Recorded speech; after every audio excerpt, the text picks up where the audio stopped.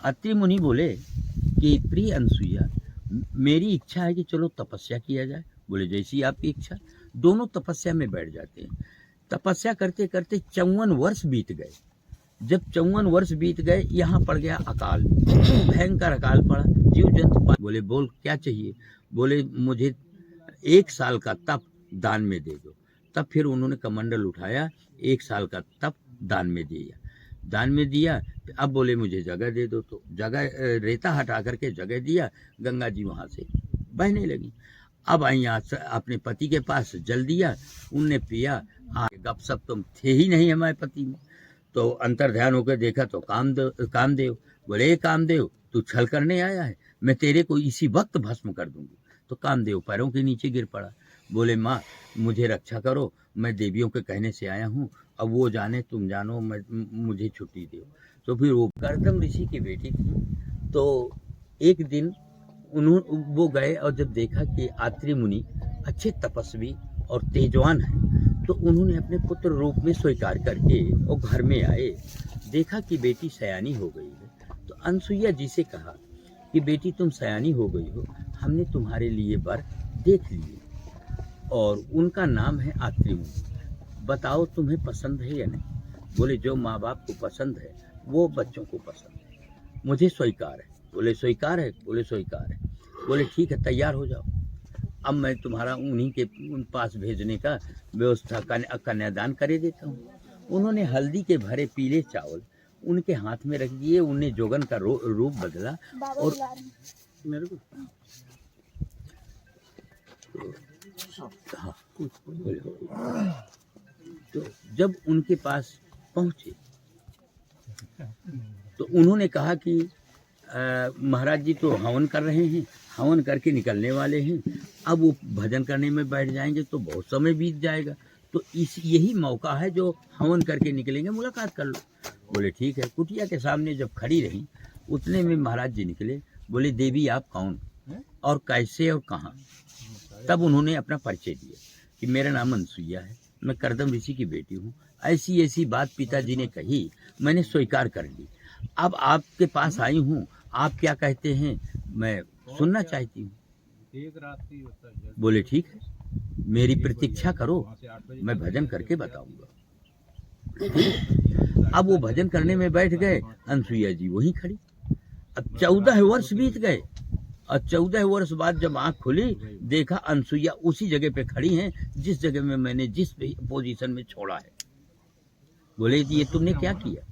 मैंने तुम्हें सजा तो नहीं दी थी, इंतजार के लिए कहा था। बोले हो गया, आप भजन कर रहे थे बैठ के, मैं कर रही थी खड़े खड़े, बात एक ही है, अब बताइए क्या करना है? बोले शादी करना है। चारों तरफ दिनोरा माने चारों तरफ निमंत्रण भेज करके और शादी की तैयारी चलने लगी। उस समय फिर ब्रह्मा जी आकर के और स्वतः कन्या का दान किया, शादी संपन्न कराई और इसके बाद वो ब्रह्मा जी गए, ये लोग रहने लगे। रहते रहते एक दिन अत्रि मुनि बोले कि प्रिय अनसुईया, मेरी इच्छा है कि चलो तपस्या किया जाए। बोले जैसी आपकी इच्छा। दोनों तपस्या में बैठ जाते हैं। तपस्या करते करते 54 वर्ष बीत गए। जब 54 वर्ष बीत गए, यहाँ पड़ गया अकाल, भयंकर अकाल पड़ा। जीव जंतु पानी की प्यास में मर रहे थे। उसी समय पानी पीना है। उसी समय उनकी आंख माने अंतर्ग्रह से देखा कि यहाँ तो बड़ा अत्याचार हो रहा है, तो आंख खुल गई। आंख खुली, तुरंत अनसुईया को बुलाया। बोले प्रिय अनसुईया, बोले हाँ मेरा गला सूख रहा है, पानी पी लो। अब पानी तो था नहीं। फिर इसके बाद वो उठी, उठ करके जंगल में भ्रमण किया तो जंगल में आग बरस रही थी। तब कुछ धुन सुनाई थी गुफा से। उस गुफा के अंदर गई तो नर्मदा जी तपस्या कर रहे थे। नर्मदा से कहा कि एक कमंडल जल दे दो।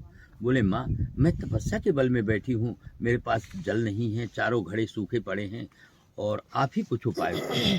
तब वहाँ से लौट के आई और अपनी कुटिया के पास जब पहुँचते हैं तो बोले मैं पति के पास खाली कमंडल लेके क्यों जाऊँ? तब नारायण को स्मरण किया।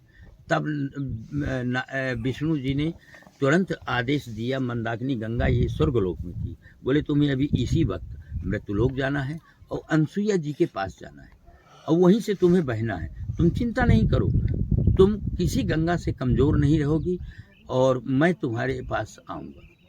तब फिर वो गंगा जी आकर के और उनका कमंडल भरने लगी। जब वो कमंडल नहीं हटाया तब प्रकट हो गए। दोनों की वार्तालाप होने पर अनसुईया जी ने कहा, तुम्हें यहाँ से हमेशा बहना है, कभी अकाल के ऊपर अकाल हो, मगर तुम्हारी धाराएं नहीं बंद होनी चाहिए। बोले माँ मुझे भी कुछ चाहिए। बोले बोल क्या चाहिए। बोले मुझे 1 साल का तप दान में दे दो। तब फिर उन्होंने कमंडल उठाया, 1 साल का तप दान में दिया। अब बोले मुझे जगह दे दो, तो जगह रेता हटा करके जगह दिया। गंगा जी वहाँ से बहने लगी।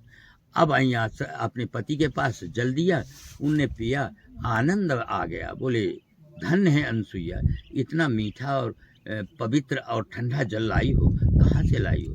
बोले प्रभु चलिए स्नान कर लीजिए। उनको लेके गंगा जी में स्नान कराया। गंगा जी प्रकट होकर के दर्शन दिए, तब और आशीर्वाद देने लगे। नारद जी देख रहे थे। नारद जी ये सारे तमाशे उनके देखते थे, और जब ये आशीर्वाद के ढेर पहुंचने लगे और ये भी जयकारा करने लगे। नारद जी जयकारा करते करते देवलोक पहुंचे।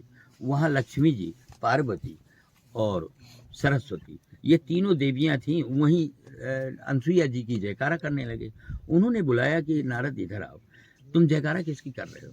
बोले ये मृत्युलोक में एक नारी है, नाम अनसुईया जी है, और उनके मुकाबले तपस्या, भक्ति और पतिव्रता तीनों लोकों में कोई नहीं। बोले हमसे भी बड़ी, कहा तुम कुछ नहीं। उन्हें ईर्षा हो गई। ईर्षा होने पर फिर रति कामदेव को भेजा कि जा करके अनसुईया का सत्य भंग कर दो। तब दोनों आए, नाना प्रकार की माया किया और गले में जयमाल डाल दिया, मोहनी जयमाल, ताकि इनकी बुद्धि फिर जाए। जो थोड़ी सी दिमाग चकराया, इसके बाद तुरंत होश में आके और उनने विचार किया कि ये है कौन। अब वो उतने बीच में ये बन गया आत्री मुनि का भेष बना करके, और बोला प्रिय अनसुईया, मैं आपकी याद आई तो मैं वापस आ गया। अब चलो कुटिया में थोड़ी गपशप हो। गपशप तो थे ही नहीं हमारे पति में। तो अंतर ध्यान होकर देखा तो कामदेव बोले, कामदेव तू छल करने आया है, मैं तेरे को इसी वक्त भस्म कर दूंगी। तो कामदेव पैरों के नीचे गिर पड़ा। बोले माँ मुझे रक्षा करो, मैं देवियों के कहने से आया हूँ, अब वो जाने तुम जानो, मुझे छुट्टी दो। तो फिर वो भगा, जाके कहा कि अब तुम जानो, तुम्हारा काम जाने, मेरे बस का काम नहीं। तब फिर अपने अपने पतियों से कहा कि अब तुम्हें जाना है और अनसुईया जी का सत्य भंग करना है। तब वो ब्रह्मा विष्णु महेश तीनों कहने लगे, अरे वो तुम माँ की परीक्षा ले रहे, तो कैसी हो। बोले नहीं, तुम्हें जाना पड़ेगा, और नहीं जाओगे तो हम अब इस दुनिया से अपना अपना अस्तित्व उठा देंगे। सरस्वती बोली कि मैं बुद्धि हटा दूंगी। लक्ष्मी बोली मैं धन लुप्त कर दूंगी। तब बोले ये तो सृष्टि बिगाड़ रही हैं, चलो चलना ही पड़ेगा, जैसा होगा देखा जाएगा। आए तीनों साधु का भेष रख के माँ के दरवाजे में अलख जगाया। अलख जगाने पे जब माँ निकली तब माँ से कहा कि ये भिक्षा नहीं चाहिए, हमें भोजन करना है, अगर करा सको तो भोजन करा दो, और नहीं तो कहो तो हम वापस चले जाएं। बोले नहीं, बैठो, भोजन करके जाना है। बोले इच्छा भोजन करेंगे। बोले ठीक है, मैं खाना तैयार कर रही हूँ। अब जब खाना तैयार करके परोसने लगी, बोले ऐसा नहीं, वस्त्र उतार के हमको खाना खिलाइए, यही हमारी इच्छा है। तब उन्होंने विचार किया कि कोई साधारण साधु नहीं है। तब ध्यान धर के देखा तो ब्रह्मा विष्णु महेश बोले ठहरिए, बैठिए, मैं तुम्हारी इच्छा के अनुसार भोजन करा रही हूँ। उनने उठाया कमंडल, ओम नमो पति परमेश्वराय नमो मंत्र करके डाल दिया। 6 महीना के बालक बन गए। जब 6 महीना के बालक बन गए तो फिर उनको खिलाने, 6 महीने तक खिलाती है। जब नारद जी गए तो पूछा नारायण कहाँ है। बोले नारायण तो वही है जहाँ तुमने भेजा है। बोले कहाँ। बोले अनसुईया। बोले हम अभी जा रहे। बोले ऐसे मत जाओ, तुम भी जोगन बनो, और जोगन बन के और माँ के चरण में गिरो, कहो कि हम बहुएं हैं माँ, और हमें हमारी भूल को माफ़ करो, और हमारे पति हमें वापस तब मिलेंगे। फिर वो आई। इधर आत्री मुनि जब आए तो उन्होंने बालकों को देखा। जब उन्होंने बालकों को देखा, बोले बड़े सुंदर बालक हैं, ये किसके हैं। अनसुईया जी ने कहा आपको पता नहीं स्वामी। बोले नहीं। बोले ये आप ही के बालक। बोले धन्य है अनसुईया, तुम्हारी माया तुम ही जानो। इसके बाद फिर गए।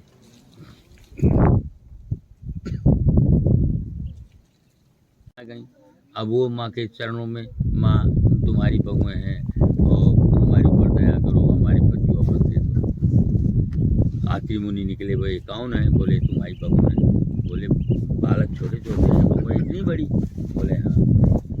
फिर इसके बाद उन्हें कहा कि जाओ अपने अपने पति, पलना में पड़े हैं तीनों, अपने अपने। फिर ये गई। तो लक्ष्मी सोचने लगी कि मैं विष्णु को छोड़ के शंकर को पकड़ लूंगी तो हमारा पति धर्म नष्ट हो जाएगा, और पार्वती सोचने लगी शिव को छोड़ के और नारायण को पकड़ लूंगी तो मेरा पति धर्म नष्ट होगा।